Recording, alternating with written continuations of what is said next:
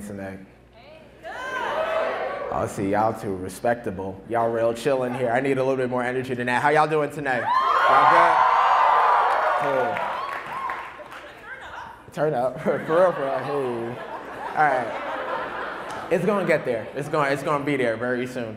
All right, so before I get started, I just want to thank the organizers, all the folks that helped put together Claiming Williams. It's been an amazing day, and I especially just appreciate the folks that have made this feel like home over the past 2 days.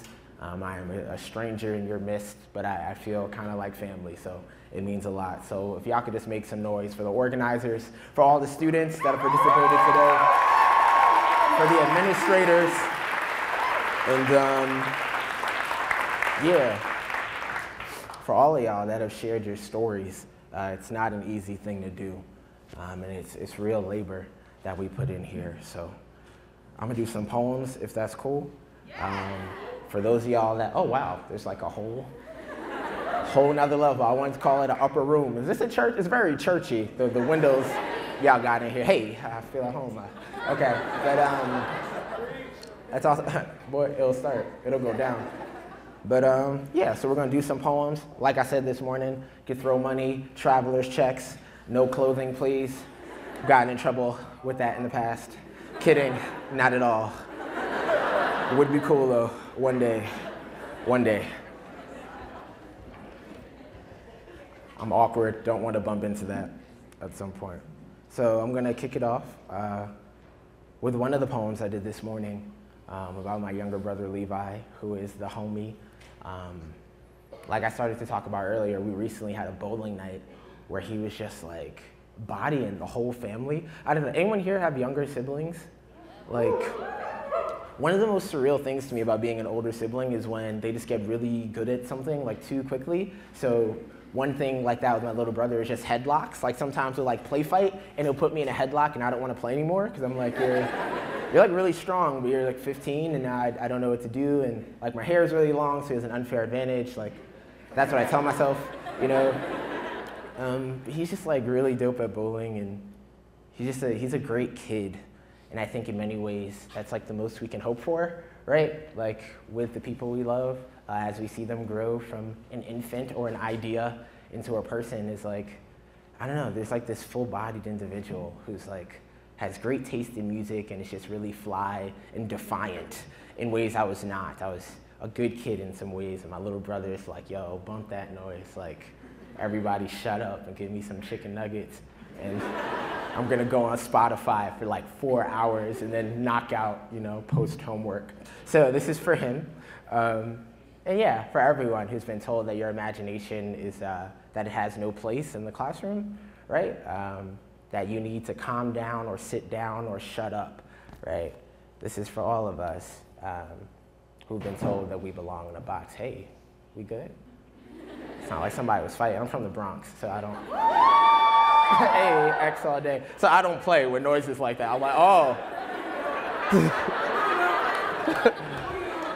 Right. Survival tactics. Okay, just for my brother.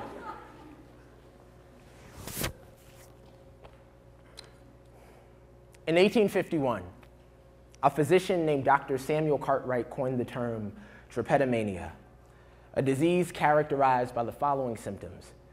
It creates within the Negro an uncontrollable desire to escape. It is a disease firmly bound to freedom. When I read about Dr. Cartwright, my mind sets sail towards the face of my younger brother. 10 years ago, a neurologist cast the word autism like a giant fishing net over his brain and took my entire family under the tide with it. The doctors never used the word gift. Never thought to suggest that maybe Levi's words just aren't rusty anchors like the rest of ours. They're jellyfish. You think you can see right through them, but it's only because you're too fixated on the surface that keep telling him to think like an assembly line. But his mind is more like the world's most elaborate circus, all trapeze and lion teeth, drumbeat and riotous laughter that could shake the moon out of its skin every sentence, a staccato hymn sung in the midst of a world that has forgotten how to value silence. When did the brain become an appliance? When did we start doing Dr. Cartwright's work for him? Turning our children into chattel and our schools into asylums where we medicate based on myth. This is not just about my younger brother. It is about our obsession with normalcy and the wars we have waged in its name. For Christopher Baker, a 13-year-old boy from Lexington, Kentucky, whose teacher stuffed him in a duffel bag and just left him there for 20 minutes, a flailing albatross, desperate for sky when his mother burst through the classroom doors. I can just picture his name falling like a tiny revolution from her mouth and overturning the silence that had conquered the room. Levi. They will try to come for you too. They will tell you to lift and work and laugh on cue. If you can't muster the emotion, then just fake it, like all the other good robots do. Be human. Be like me. Be a social butterfly with gender normative wings. Smile big, smile pretty. Be quarterback, point guard, catcall, courageous. Be bicep, be jackhammer spark. Call the beautiful people ugly. Mean it with all of your heart. Your scribbles, they're just scribbles, Levi. Don't dare call them art. Don't dare be an enigma. There was no space for your kind of beautiful here. No room for Harriet Tubman, Nat Turner type visions, spinning shackles into vapor. We have seen what can happen when a mind goes unchained. We have built entire industries around keeping modern-day Michelangelos in check. How many children, how many masterfully written lives must be dashed into the ground before we can call this a genocide on creativity? Please, stop calling my little brother diseased. His mind is just an unmapped archipelago. Every idea a former slave gone free. So the next time they try to tell you that your neurons are a crime, little brother, you tell them this from me. Tell them that Levi is just shorthand for levitate, that your calling is to the clouds, and you would pay them a lot more attention, but you are chilling, having a conversation with God right now. Then smile for them. Smile big, smile pretty. Teach their wounded imaginations to fly because you were made that way. A genius with jellyfish for words. Divine, divine, divine. Yes. Thank you. All right, so let's get right to it. Thank y'all. All right, boom. So this next poem I wrote when I was in England and I was up at 1 o'clock in the morning thinking, what if I was an old man writing a love letter to my wife using the extended metaphor of a blue whale's heart, because that's what poets do at 1 o'clock in the morning when in England, because it's real like that. And just so you know it's real, I'm gonna do the poem right now that I wrote. This is also a reminder of why the sciences are beautiful. So at UPenn, I was an English and Africana Studies double major. As was so eloquently stated in that intro, that was done completely from memory. So clap it up for you. You're awesome, Cinnamon. Like, that was super tight. Like, yeah, it's like a mega ego. But I was like, man, you just remember stuff I forgot. I was like, I did live in England for a bit. So. But when I was in undergrad, we had to take one science course. It was mandatory, right? So I took, what any, poet would take. I took oceanography, right? I was like, there's gonna be a ton of oceanic metaphor in here. Like, I love Melville, Jonah, Finding Nemo. It's all in there, It's like this moving ensemble of literary sources I can pull from. Turns out, oceanography is just hella like multiplication in geology. So that was no fun. I was like, man, this is corny. I'm gonna go on. Was I still using AIM? Wait, what were we using when I was in college?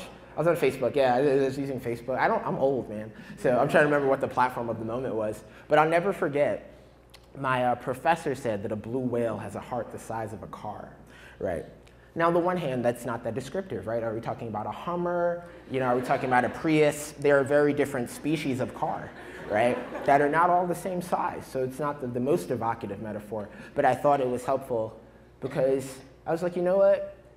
That's cool that your heart's that big. I feel like my heart's that big, not like, like figuratively. And so, and I want to give that much love to somebody, And so this poem is about that, and I don't know, it's about imagining like a future for yourself where you're just kind of old and not cute and hanging out. Like, I don't know, that's a big dream of mine for a long time, to just be like really not cute and just like this old man that teaches English, you know, and just is like, hey babe, what's up, I'm home today, you know. And she's like, shut up, I'm writing an essay, and I'm like, oh, whatever. Can I copy edit it? And she's like, yeah, and then, you know, we copy edit. Anyway, okay, so this is it. This is called Balaenoptera. When we are old, hair the color of tombstones, bones that sound like wet windshield wipers whenever we slow dance through the living room, I imagine that I will look you in the eye, as if there is something small and precious imprisoned there, and say to you, darling, did you know that a blue whale has a heart the size of a car? When you reply correctly, as you always seem to do when I ask you difficult questions about oceanography, I'll probably just laugh, rejoicing over the fact that every time you smile, it makes the wrinkles at the corner of your eyes look like 6 willow branches, all lifting their heads from prayer in unison, the wind humming a somber hymn beneath its breath, just as our anthem jogs to a close, and I whisper in your ear, how did you know that I was the one? When all of those well-dressed jackals came galloping to your door, begging for the rights to your ring finger, what made you lock the deadbolt on your ribs, looking them squarely in the face and saying with joy, I am keeping all of this beauty for someone I have never even met? Did you ever doubt, ever sit in your dorm room and think that maybe your soulmate had chosen someone a lot more boring, but a lot less picky than you, and opted for the easy way out of a life filled with love? When I was 22 years old, beard freshly grown, an ocean away from my family with the kind of pain that drives people to do selfish, barely forgivable things, I dreamt of you nightly, hunted for your smile in every audience that I broke for, hoping that I could literally steal a glance, download it onto my retinas and replay the moment our eyes first played freeze tag, and neither one of us wanted to stop being it, so we just kept on touching, hoping that Father Time would give us a hall pass and allow us to orbit one another forever. And speaking of orbits, did you know that there are more stars in the sky than grains of sand on the entire planet, and that I would give you either one if you merely asked? Peel the night from the sky's skin like the rind of an orange, or ask God if I could borrow the breeze for just a moment and blow the shoreline of every beach into a giant hourglass made just for us, and say, this is how long I will adore the things about you that no one else even notices, like your laugh. Now it sounds like a mix of Jimi Hendrix at Woodstock and 2 rainstorms singing perfectly in tune, those orthopedic shoes and how they always match your cardigans perfectly, those crooked glasses, and how they dangle at the edge of your nose like the legs of 2 lovers on a tire swing, the last summer they will ever see each other's face. The first time I saw your face, I thought, wow, if there were a gorgeous Olympics, you would be a lock. And maybe I would be your key. And maybe love is a club that we both got into for free. And we just haven't stopped dancing for all these decades because we really like the music in here. And maybe, if you asked me to, I would crawl through the veins of a blue whale on my hands and knees, photograph that Volkswagen-sized heart of hers, and place the picture underneath your pillow before you went to sleep. When you ask me about it, I'll probably just laugh, giggling, like I've got a handful of diamonds in my throat, and say, see? I told you, the biggest heartbeat ever made. And now it's all yours. Thank you. Thank y'all. All right. So yeah, that poem is real. I don't know if that's like meta commentary or whatever, but it's true. Yeah, and that poem for me really comes from a place that's also deeply political. Like I talk about this with my students. Like for me, the love poem is like always a political space. I think a lot about Thomas Jefferson and Notes on the State of Virginia, who said that for Black men, love was impossible, right? That it like wasn't our province. And so whenever I write love poems, and I think more often that's just like where my mind naturally goes now, I always try to think about that. I think about What am I bringing to the table every time I try to craft something? So this next poem is about my hair. It's my first ever poem about my hair. It's very short. And I don't know. I feel like it's just important, yo. Like, I feel like, especially for black dudes. I mean, I'll speak for myself. Like, I was never taught to think about my hair as a thing growing up. I wasn't taught to like care for it. I just cut it off every 2 weeks. I got the Caesar, I was fresh, and that was it. You know what I'm saying? Like, there were no creams and oils, you know, at my dispense to rock out and look shiny and fly. That just wasn't, like, I missed the Jerry curl. That wasn't my time period, you know, and I was born in an era where you just cut it off, you know, and but what I realized a year ago was that I had no idea what my hair looked like, and that freaked me out. That I was a grown man, right? Had no idea what my hair looked like though. So I gave myself a summer. I also, this is cool, this is the cool part about not being single. This is random, I'm just throw this in there though, for real. Because for me, a lot of people was like, but I'm not gonna be cute. Like, I can't grow my hair out because there's gonna be a whole period where I'm just not fly, and that can't work. Because like, I'm trying to be out here, you know what I mean? Like, I'm trying to really be out here doing my thing, I'm at shows, you know what I'm saying? I'm trying to go in, and so, part of the cool thing about being partnered the last 2 years is that I have space to experiment. Like, so when I get whatever, honest confessions. And so, but growing it out was, it was painful in some ways. Like realizing that my hair naturally grows out of my body like this, and I had no idea what to do with it. And I guess it was interesting because it became a moment of real connection for me and black women that I was friends with. Right, like learning how to like adore our hair, having systemically been taught that our hair was not beautiful, right, and trying to like cultivate ways to love our own bodies. I mean, it was really powerful, and it became a real like boundary breaking moment for me. And it was black women that taught me how to like wash or co-wash and like, right? Y'all see what I did there? Y'all see what I did? See, they know. I love my pockets. Y'all be at shows in pockets, and y'all give me, you know what I'm saying? Y'all keep me up. Turn up, what? So. But, so this is Ode to the High Top Fade. It's after Lucille Clifton, and it's a short joint, but it's real. Oh, last thing. I'll say this after the poem, whatever. It's about capitalism. Talk about that later.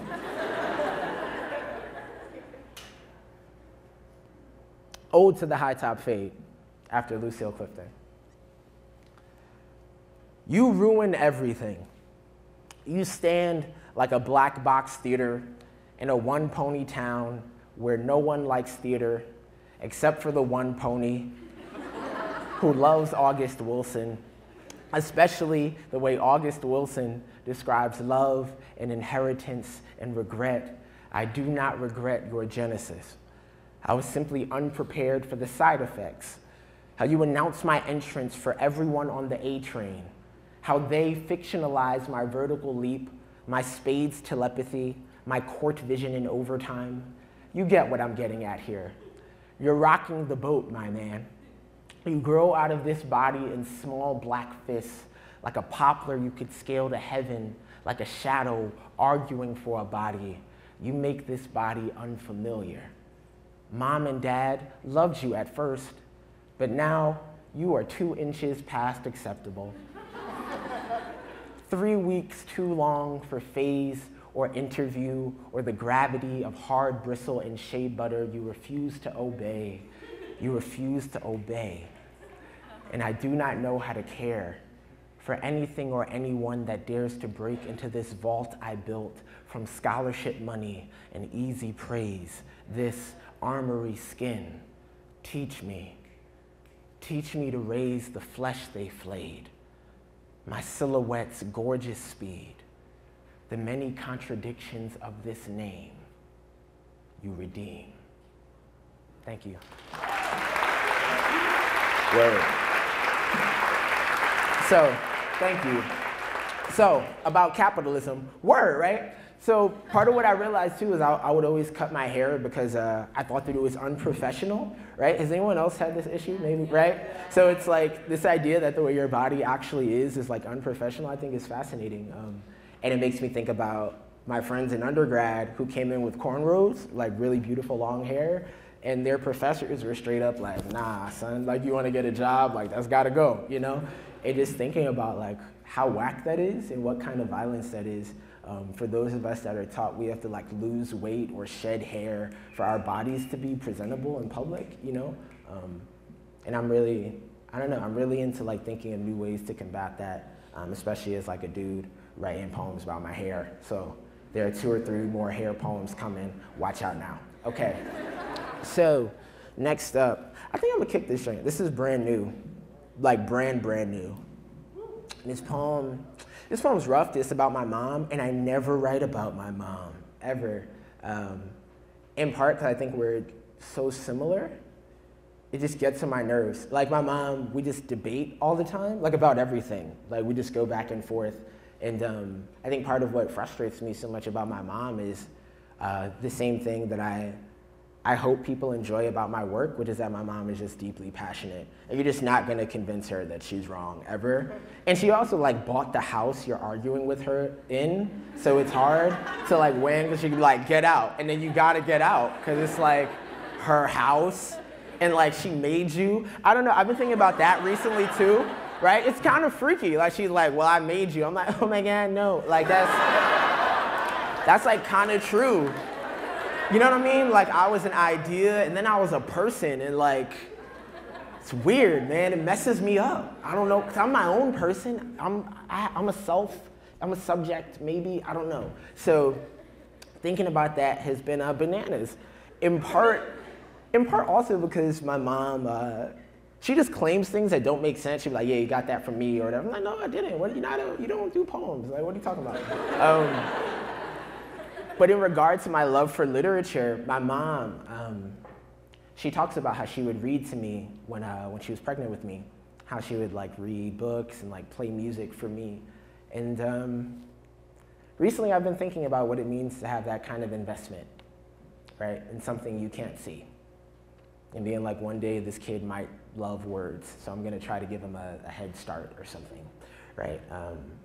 And my mom has always made that kind of investment in her children and in her community, and it's been a real model for me. So this poem is called Autobibliography, and for me it's about wrestling with what it is I do here, and what that has to do with my relationship to my mother, my relationship to books, and my relationship to the academy, right? Like in the 3rd year of this Ph.D. in English or whatever, and I'm literally trying to like build a career and like a home around books and ideas, and off being able to convince someone one day that they should let me teach their children, which is pretty deep. Like, I don't know, I mean, I'm sure your professors wrestle with this all the time, but like, people have entrusted me like with their students, which means the world. I don't take it lightly. Even that people show up for this is still weird to me. You know, like, I've been doing this now for 5 years, and the fact that anyone shows up to hear poems, like, that means the world. Like, it means a lot. And so thank you all for coming out tonight, and I hope you enjoy. So, no, it's real talk. It's real talk. So this is Autobibliography.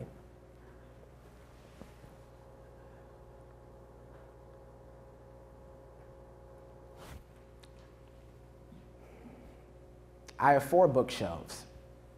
One of them is not a bookshelf. One of them is a dinner table heavy with fiction. Every time I sit for supper, the covers Morse code me the same message, flashing like the skyline of a wounded city. You are smart, you are smart, you are safe for now. My mother always used to say, an idle mind is the devil's library, or something along those lines.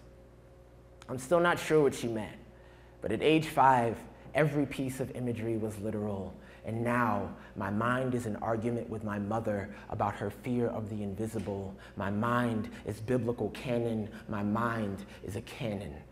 Every book is another boom in the chamber. Every chamber is a chamber orchestra. Every orchestra is a chamber in the planet's heart. And sometimes my heart is just an electric blue fist buzzing in the bones of a boy with a flair for fear and nowhere but a notebook to give it to. I used to trust my fists as much as my blues. Now I just box with old regret whenever the rent is due. I trust no one, except for the first 2 friends I ever had, and you, my love, you who cared even for the skirmish I had become, called the scimitar out of me, said the trauma is not a theme park too often. I can only take refuge in my ugliest parts. I dream dreams that I don't understand. Some where I am every animal on Noah's Ark, mourning the family I have lost. In others, I am the rain itself. Violence after violence, no grace for the wicked. I am in many ways merciless. I practice selective forgiveness, prefer characters I can control to people that can hurt me without warning or reason, turn people into poems that are better than the way I actually treat them. It grows tiresome, trying to write a life in a grammar built to erase you. I was born out of breath, spent kindergarten through 8th grade running, from bus to home to books where no one fled, where heroes fought with sword, spell, or prayer, figured this must be where kids like me learn to live. In fiction, the safety net of ancient days. So whenever my mother asks if I'm okay, I always start off with, I'm fine. In those moments, I'm the undisputed heavyweight champion of sufficiently beautiful lies. Makes it easier to blur the line between stage and staging a life I like better than the one I fell into before grad school or a single YouTube clip. See, I remember what my life was like before all of this. I was bad at sports, and friends were fickle as the color of blood. I don't know what love is. I'm still learning how not to mess up all the really important parts of it. I spend so much time in my own head, arguing with my mother about the shape of God until I am Isaiah, face set like flint and dripping with sparks, until the sky slips on pitch dark and it is just me and the infinite blackness staring back, daring my doubt to hold this body, keep this unwieldy flesh in working order, and I am Jonah, trapped in the belly of a giant fish, nothing but his anger for company, refusing to deliver a message he cannot comprehend. I am no messenger. I am not your hands. I am not the sea-born bottle holding the letter to those you loved and lost. I am the shards, the sea-born glass when it breaks, like a tide or a family or belief in the face of evidence and age, the space between feeling something so hard your muscles turn to steam, and the agony of giving it away to language, knowing you lack words for the weight of everything you've experienced, when the presence of the sea or your father's tears or a flock of tambourines turns your entire body into one trembling text you could not translate if you tried. As a child, my mother would always read me the same 2 books before bedtime, Corduroy and The People Could Fly. Between school and work, we never got the chance to talk all that much, but the fiction would jolt us alive, pull our one common joy off the shelf. Back then, I was as tall and as lovely as many books stacked on top of one another.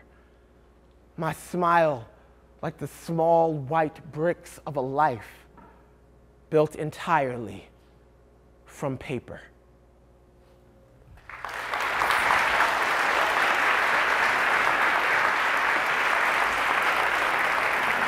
See? But I can't mess with y'all because y'all have me tripping. I don't know why I just walked, we're gonna talk about that later. I don't know why I just walked off mic like that. Thank y'all for listening. So I got a couple more poems, which are 2 of my favorite poems to perform that are super close to my heart. So this next one's about my boo, who's dope. Ow, is that the boo noise? I like that. We'll make that official. That's the boo noise for the rest of the night. So, she's awesome. Amaya, you and I talked about this actually on the way here. So she's dope for many reasons. One of which is that I met her at a reading, but she didn't like my poems that much. It was a weird moment. It seemed like she thought it was cool, and I was like, but I just bodied that though. That was hot, what I just did. So what do you? She was like, oh, that was really nice. That was so interesting. I was like, what? Your adjectives are so off right now. What are you talking about? Right, I was like, you wildin'. I know you see me shining out here, right? I'm not saying any of this, but I feel like in my heart, in my heart of hearts, I love that phrase. In my heart of hearts, I was like, nah, but you're bugging. That was dope. But what happened next was like we ended up talking about like Judith Butler. And whenever we like tell the story of how we met, she always says that like that's what caught her. And I just feel like that's kind of dope. In part just because like part of what I'm getting at in autobibliography, I think, is that the stakes of poetry for someone that was bullied for being soft his whole life is like, it's strange that this is what I now do for a living, right? Is that like I talk about my feelings, and a lot of my work, especially like with like young boys, is about like, look, how do we talk about our feelings, right? Like my firm belief that this can change your life and like save your life in very small, important ways, that you be able to like tell somebody, this is what I feel, and not even have to use your fists, right? Like just, you hurt me. And then just look at somebody and let them sit with the weight of that in many ways that can be heavier than a punch, right? And having to believe that for myself has been tremendously difficult, right? That we are lovable beyond what we can produce. And I feel like especially at a school like Williams, that's important, right? Like so many of us come to schools like this because we want to like go into the marketplace, right? Like we think that a degree will like set us up to be profitable bodies. And part of what I've really tried to invest in as of late is like, yo, it's cool that like I go to Princeton and like that's dope, but that's not where my value comes from, bro. Like at the end of the day, like I create value in communities, right, that matter to me. I create value because my little brother like claims me as his older brother. My mother claims me as her son. My partner claims me as a friend and a thought partner, and a co-laborer for freedom. And I understand that's like a weighty word, but I just don't care. That's the other thing I talked about earlier today, indifference. I feel like indifference is just really important. It's being like people, like, you're dope. We're friends, we're gonna hang out. Like, cause that's, you know, like, and especially for historically marginalized peoples, yo, it's critical that we just cultivate certain kinds of indifference. Like somebody's like, oh, you're a thug, you're lazy, oh, word, that's what's up, all right, cool. Like you're good. Like who are you again? Oh, that's what I thought. You're a random person, bro. Like, get out of here, you know? And part of what's been dope about my relationship with Eve is that we're actually like friends. And I feel like I have space to be corny. And for me, that's like a working definition for love recently. Like who are the people like you can be corny around? Cause I'm starting to feel like corniness is like, I don't know, at base, that's like my thing. Like that's one of my primary modes of being in the world. It's like, I'm really earnest and like romantic comedy and whatever. Woo. Yeah, and I'm still a thug though. Thank you, Trey, you reminded me. Right, 'cause I'm still a thug. It'll go down if it has to, but it might not have to, because I'm reflective. Right, preferably, right. 'Cause I'm a thoughtful thug. And so, but yeah, so this poem is about like, weird dude. This poem is like about how we met. It's about like being in a long distance relationship that's like not really, it's like a commuter relationship because she's in Boston and in grad school, and like, folks just got homework, you know? Like I'm a grown man that has homework and that's just rough. You know what I mean? Like I'm done with college, I still have home, I'm like, oh, sorry, babe, dissertation proposal. I'm gonna see you next week. Like, it's just rough, you know, but it's real talk, it's real rap raw. And so this is Plankton, this is for Eve, and yeah, it's for folks that dare to love and be loved, man, because you're dope, you know? Just evidenced by the fact that you're here with all these beautiful people in this very churchy building. These windows are just juking me. Where am I? All right, so, so this is Plankton.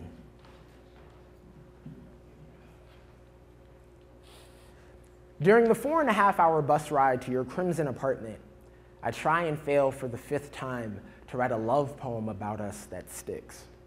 One that does justice to the world we've woven here, the bridge, sturdy as conviction, that connects these two impossible hearts.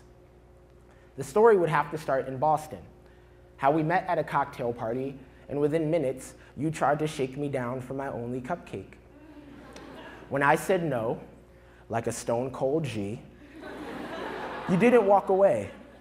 Instead, you unsheathed your poker face like a scimitar, and we lost ourselves in talk of Jamaica Kincaid and our undergraduate English majors for the next hour and a half, watching as the event faded into dusk.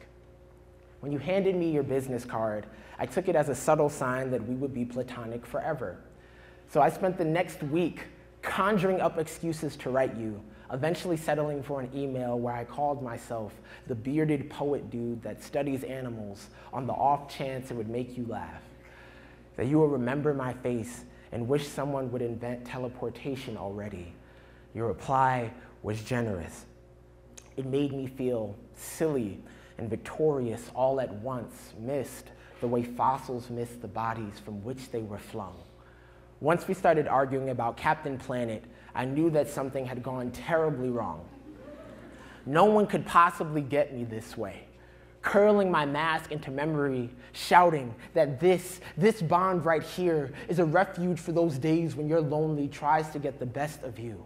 Joshua, you are someone I invented over and over in my head. One day, I simply settled for the fact that you did not exist. When a woman kicks game like that, how do you resist? How do you say anything except, stand here next to me? Your open palm is the password to my chest. You speak, then my entire body shifts genre. I'm 1,000 folk songs now. I'm an entire coastline bellowing from the depths of Woody Guthrie's guitar, weekends where the trip from New York to New England compels me to dream that all the other people on the boat bus are old friends, cheering for us, excited to hear about the whole trip on the way back. This is magic, but it is mature, grown folks' magic. The kind you have to earn with 2 a.m. arguments over ex-lovers, staying up until the horizon changes its clothes because neither of us can sleep with all that anger still clinging to our bodies. I do not know how to write that poem. I have made a career out of painful romance.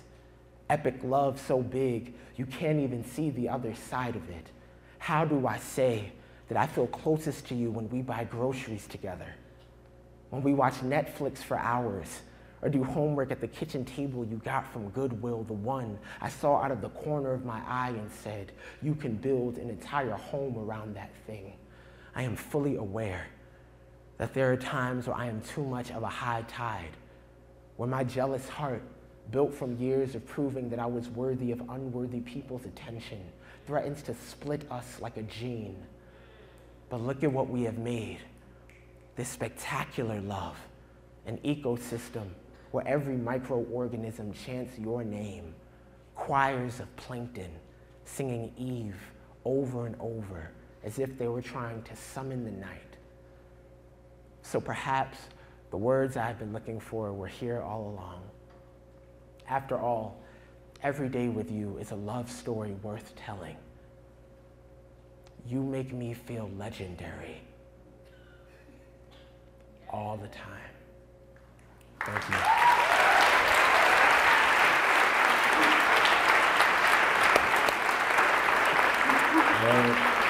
Thank you, y'all.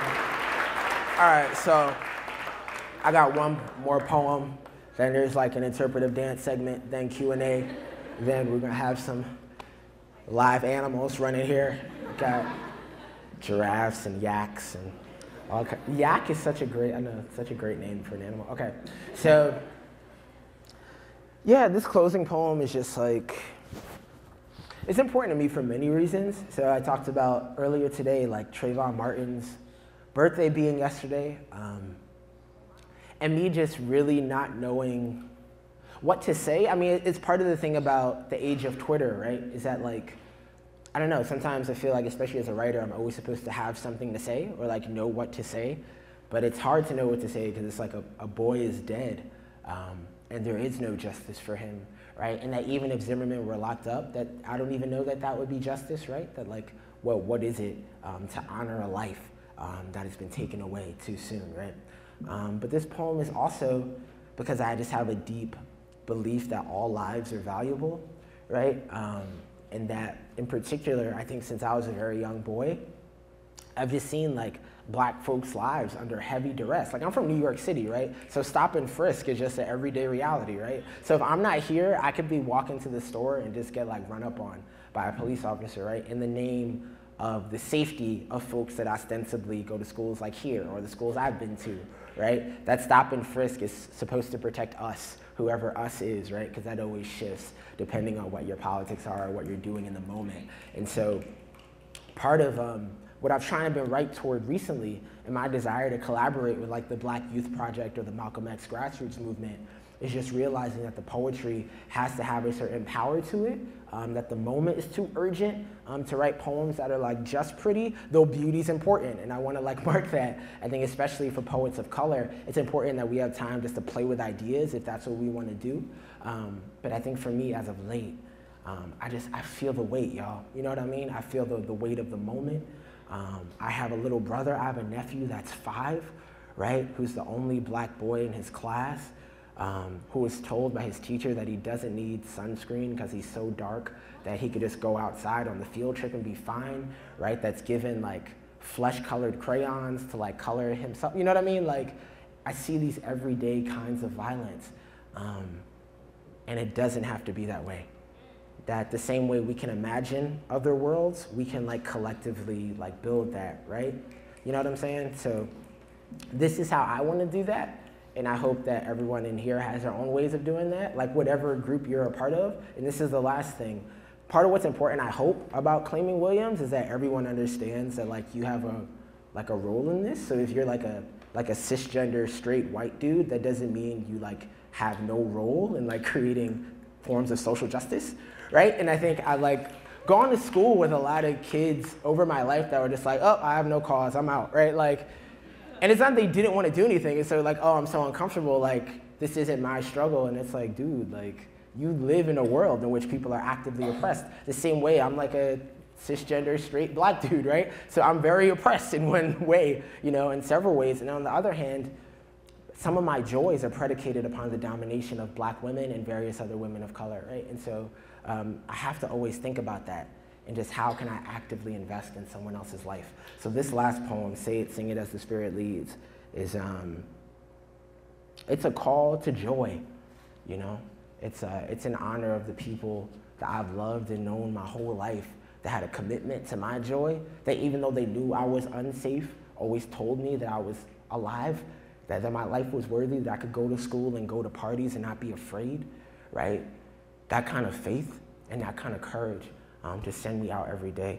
It means a lot. My parents texted me before I came here today. I'm a grown man, you know what I'm saying? And like, my parents are still like, be safe, you know, traveling mercies, right?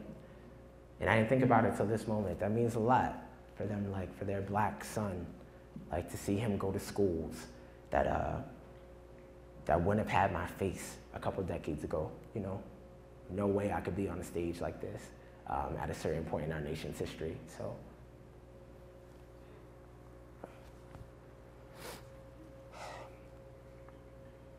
Come celebrate with me that every day something has tried to kill me and has failed. Lucille Clifton. We are not always broken, y'all. Even when we are stained glass staccato. Mosaic as God's song sifted through the stylus of a stutterer's tongue, an ocean split like a reluctant fist, blooming into praise. We praise always. We elegant everywhere. We die too soon. We joyous anyhow. Say it. That every day is a toast to living, an ode to the way we made resilience in art. My classroom is a self-love anthem in 9 parts. Together, we unlearn shame, dream silly, sing what we cannot say anywhere else. So say it. Say I am 12 years old and my joy is stainless. The next time the world calls me subhuman, I will remind it that spell check is a virtue. Say, I think the word you're looking for is subterranean, 10,000 leagues too deep for easy definition, fleet as the feet of those Tubman kept close as kin. We start each day like this, like poetry gives us a new grammar for our bodies. Say it. I exist in excess of my anguish. I am not invisible. I am a beam of light, too brilliant for untrained vision. I am not target practice. I am not a bullseye with rhythm. This breath is no illegal substance. Sing it, a ballad for the youngest son. How he survives beat cops that see Caesars and sees up scream, freeze, hands up to chain his flame praise. The lyric name, Quavangene, Latavia, DeBrickashaw, Devante, how they make the mouth a musician. Sing it when you're a 7th grader in Philly and they try to turn your middle school into a ghost town. May your voice be atmosphere imploding. Sing it with conviction. Say, I'm an Illadelph lyricist, metaphors Everest. Anybody hating on my halo is irrelevant. Flow like Baldwin, Clifton, Gwendolyn, Zora, Langston, Cullen, Ellison, the authors that offer a glimpse of what heaven is. Say it. Say we fly as zeppelins, heaven's high at our heaviest, dignified even when strangers try to make this beauty a burden. Say no one will make my beauty a burden. Say no. Do not touch my hair. Say for real. The next time you try, it will be a problem. Say this skin is no black hole. It is a holy blackness I cannot shake. Say Harlem Shake. Say the appropriation train stops here. Say Lindy Hop and hip hop are half sisters. That's why they got the exact same last name. Say this is the last time you call me out of my name. The last time you call me anything other than what I claimed for myself when I woke up this morning. Say no one will co-opt our mourning. We will honor the dead, praise what they left behind. No one will make me afraid of being alive. My people stay liver than live. We always have. Say always have. Say always will. Thank you. Thank you.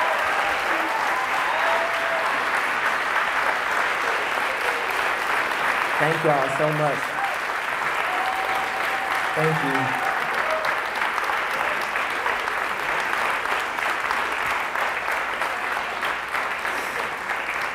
Okay. So now I'm supposed to answer questions and stuff, which is cool. Someone's moderating this, right? Oh, hi. Awesome. Give me a second. I'm gonna go get my phone. Can I take an Instagram picture of you guys? Is that cool? Because you're really fly. And this, like, I'm gonna save this for that, for like when I'm an old man, like copy editing or whatever, remember that? I'm gonna look at this picture. Okay, give me a second. One more round of applause for the Swag. Turn up. Turn up, nigga. Ooh. Wow. Jeez. No, you can start, go ahead. Dude, go ahead. This picture looks fly. Yo. All right, go ahead. You good. Go ahead. Any questions? Should we bring them the microphone or? Oh, okay.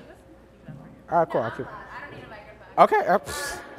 Hi. So thank you so much for coming and for your performances and for a conversation. Thanks. So Ooh. thank you. Oh, please. So earlier today, you talked about, well, not in the, using these words, but you talked about how sometimes you sort of grow out of poems, or that you would approach the poem differently than you wrote 5 years ago. I'm gonna just bring you this. Just for the love, for the love. Hi. Okay. Swag. So, I'm swag. You sound great. Thank you. So earlier today you talked about sort of, I guess, you didn't use the phrase growing out of, but that's what I'm choosing to use. Growing out of your poems, or how you would approach things that you wrote, that you mentioned 10 things specifically, that you would approach that differently. And so I want to know more about that process, like how you choose to curate your show, to craft a show, how you chose the poems you chose today, and when you choose to put a poem to rest, if that ever happens, right? If you ever choose to never perform that poem again for whatever reason, or if you ever rewrite poems, right? Like if you were to, if you chose to do 10 things differently, how that, I guess just your process of growth and evolution, really. Yeah. No, it's a really astute, dope question. Okay. Yeah, man, I don't know. I think I kind of organically stopped doing poems when they ceased to electrify me, if that makes any sense. So like, if I can't get hyped, like, oh, I'm about to do this, say it, sing it, so I have to go down. Like if I can't get in that headspace about the poem, then I like don't want to do it anymore, if that makes sense. And so I try always to do poems that are still exciting to me. And some of those poems I did, like Belay of Terror, I wrote that when I was like 22.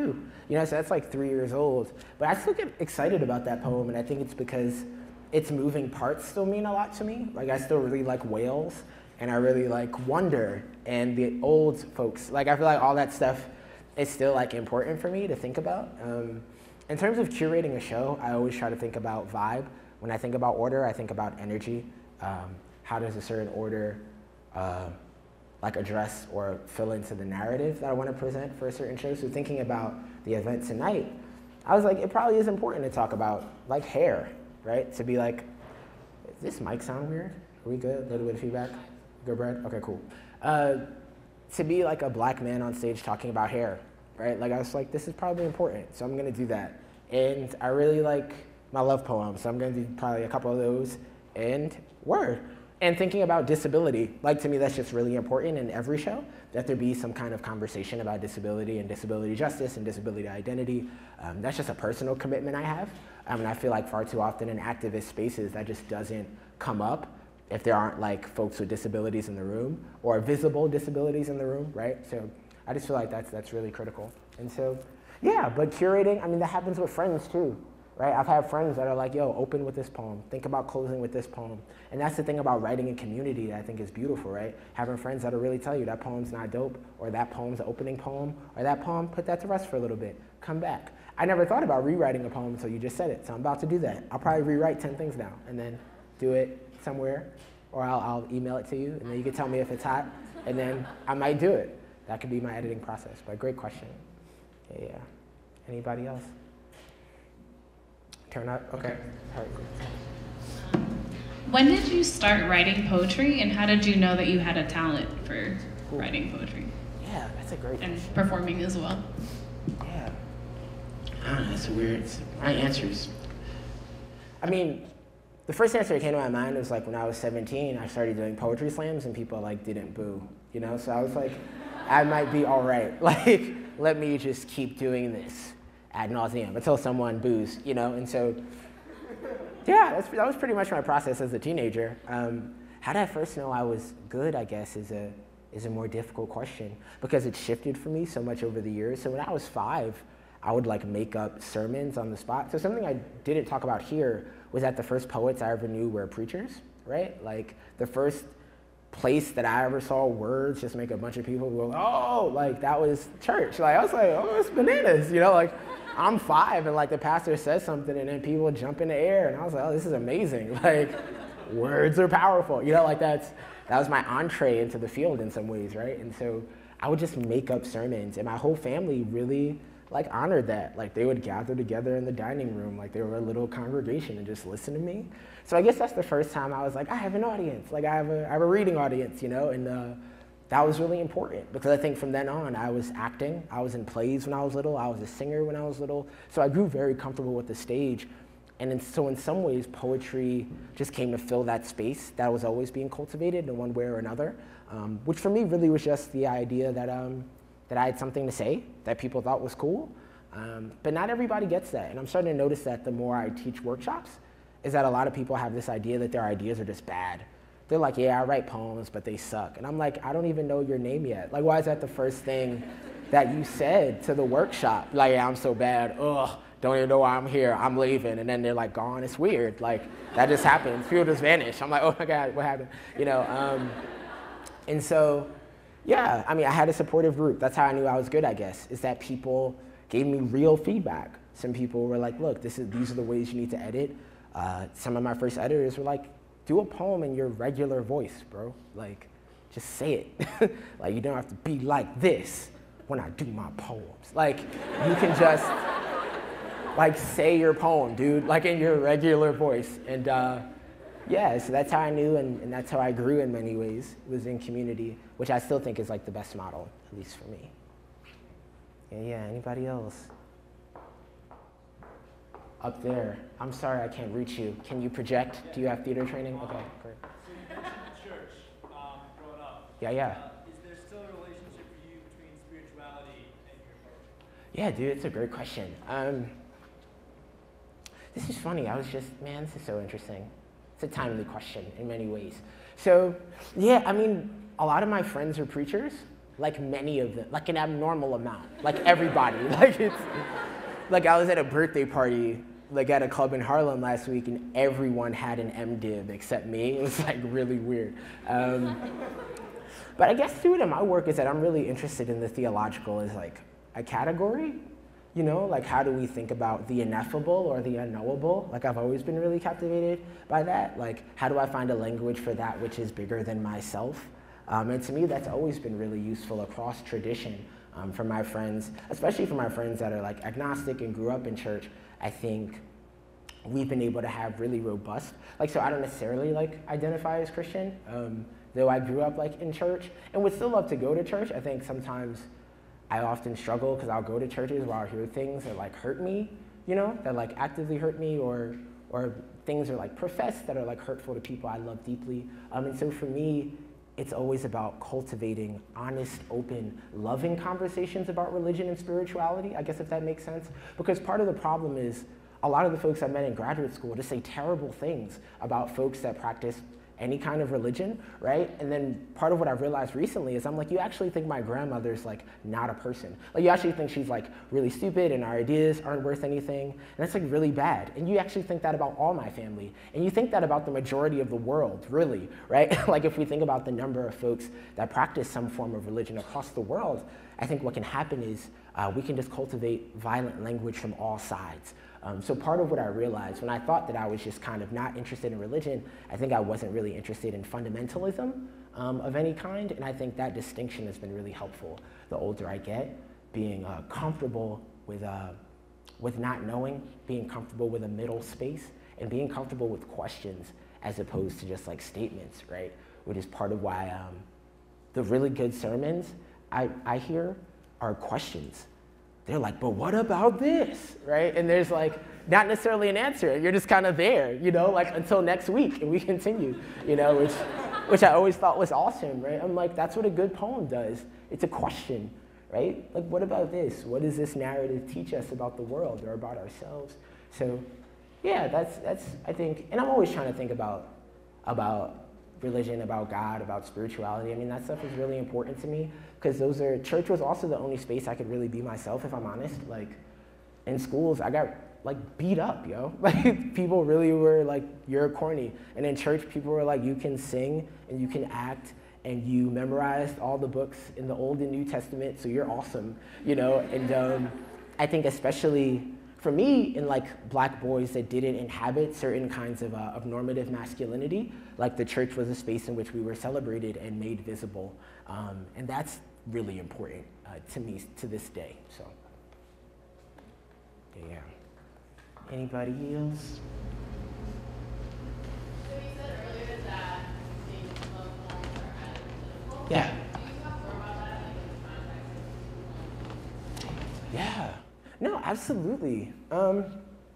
I guess all of it comes back. So we had a conversation at my lunchtime talk back earlier about vulnerability, right? And I talked about thinking about vulnerability as the condition of possibility for the world I want to live in, right? And that my poetry workshops are sort of about poems, but a lot of times it's about feelings and about finding a vocabulary for our feelings, right? So even thinking about a vernacular phrase like, I feel some kind of way, right? Or some type of way. Y'all know that song? Some type of way. Y'all know that song? No? Where am I? Okay, great. Okay, swag.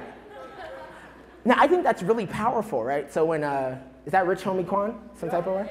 Okay, great. So no, this is real. I'm about to theorize, like watch. So, but when Rich Homie Quan says that, I think that's so powerful because some type of way is like a description of what it means to feel many things at once and not necessarily have a language for it other than this phrase, right? Like I feel some type of way, like I feel a lot of things like at this given moment. And that song is also just dope. But for me, yeah, to me the love poem, for me is a space in which I can think about my relationship to other human beings, right? And I think that's really important, that love poems not be an occasion to objectify, because I think that can happen a lot, right? That like a love poem becomes a way for you to like say a woman is like a flower or something. She's like a person, so like we have to like navigate that, you know, like that's really,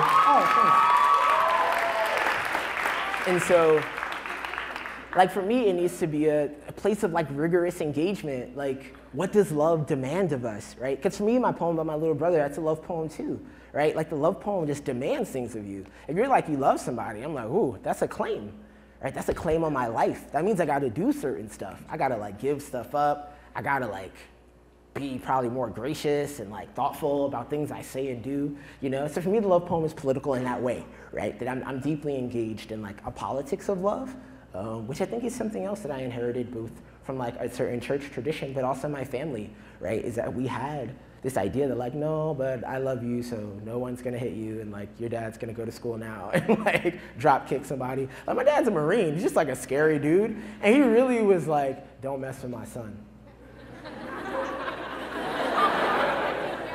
And that just meant a lot, because that like, I don't know, like his love for me put demands on his life, right? And then the Thomas Jefferson thing I think is just real. So that's an actual like founding father or whatever, right? That said that for people like me, love was not possible. He said the same thing about imagination, right? And Phyllis Wheatley, right? That the black had no imagination, right? So yeah, I'm like intervening in history, yo, when I do love poems. And I say that always to my like black and Latino students in particular. I'm like, yo, let's intervene in history. This dude, Thomas Jefferson, is like corny. Like, let's prove that what he's saying, like that's not, we don't have to claim that for ourselves.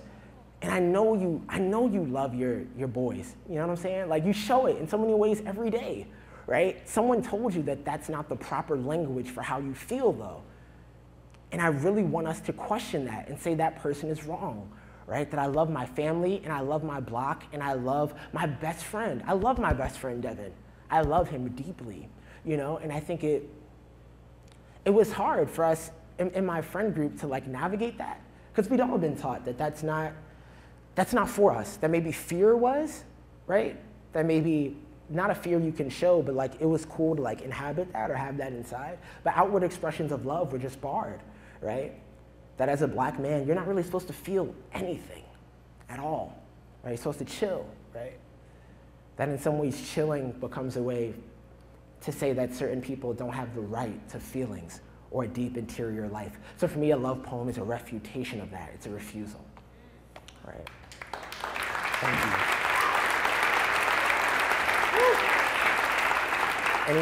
Anybody else? Thank y'all. Y'all are great. Trey, you want the mic?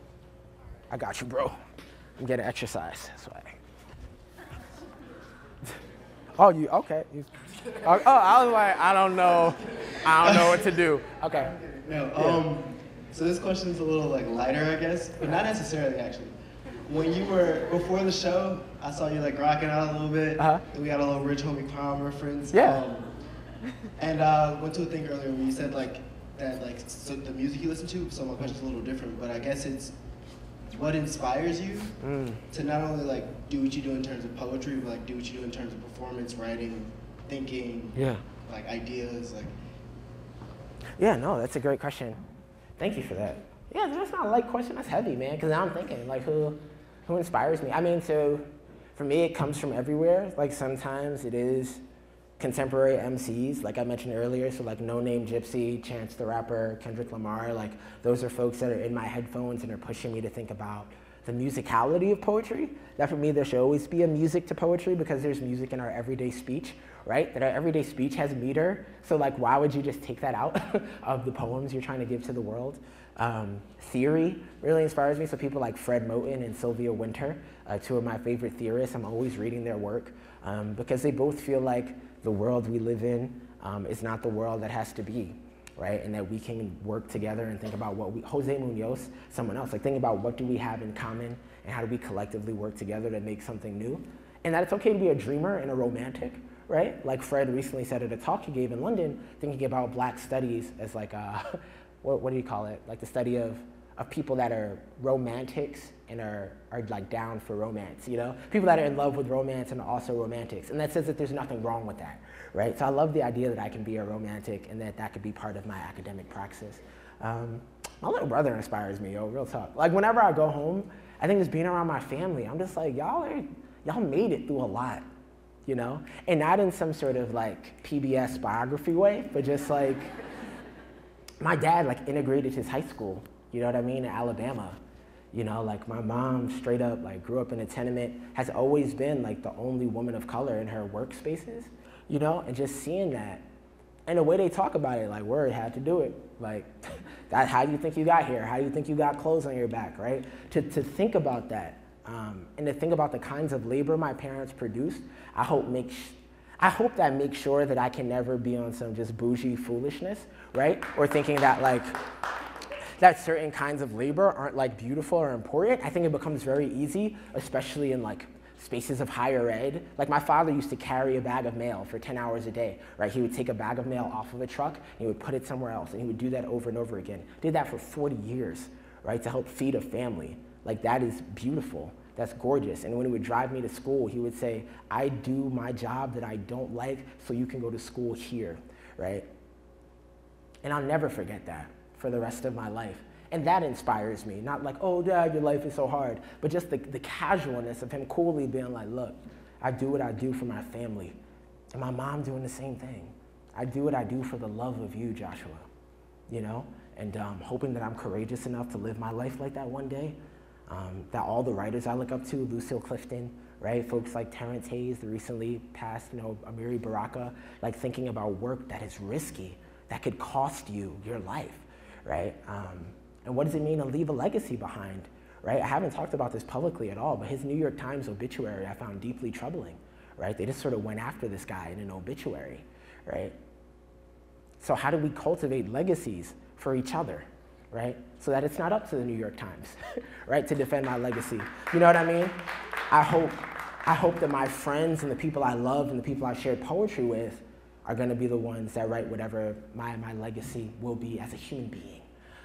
And y'all inspire me, and I mean that in a real way, that I went home, not home, I went back to my hotel room, and I talked about today and yesterday at Williams, like how generous the folks here have been, and how everyone here, in particular the panel I went to, really pushed me to think critically about my categories, about when we use words like privilege, who and what are we talking about, to be more precise, but also to be more open to people's stories and really encounter someone one-on-one, right?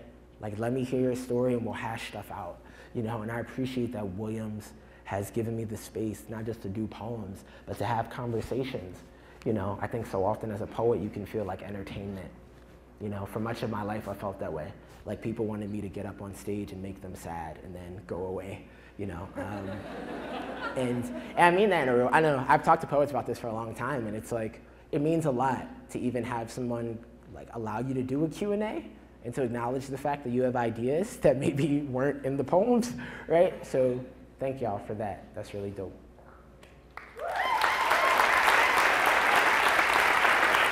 How are we on time? Are you okay? Like, so maybe one or two more? Or, so like one or two more questions? And, oh, great, right here.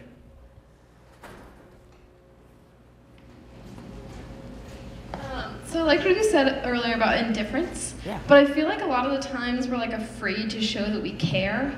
So like how do we also, how do we care like every day and show that, but also not let people not, you know, because that can hurt as well. Yeah.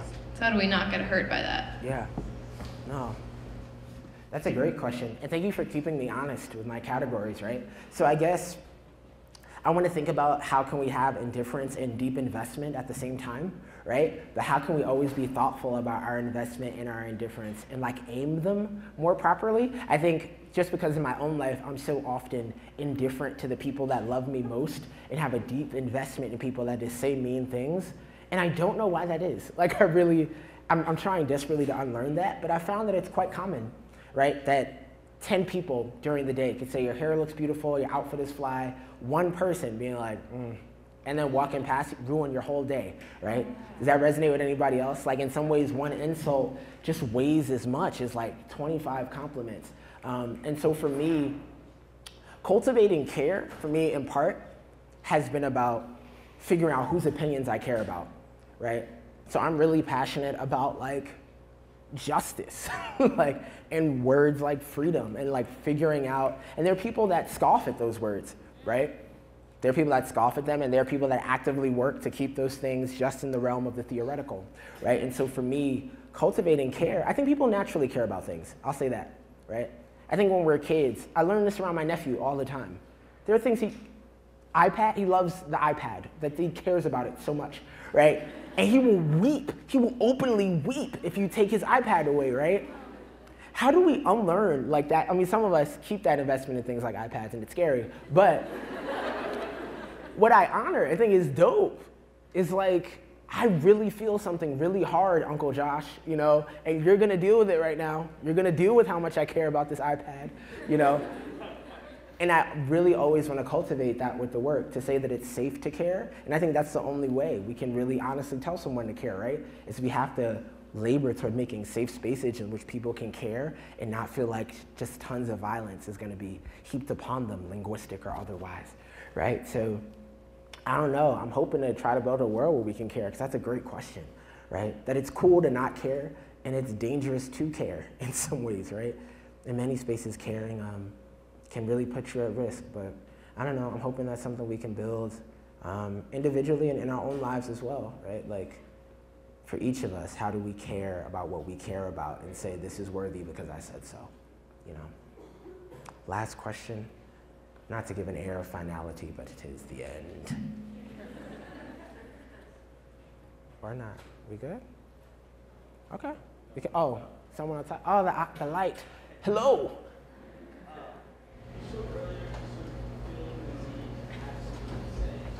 Yeah.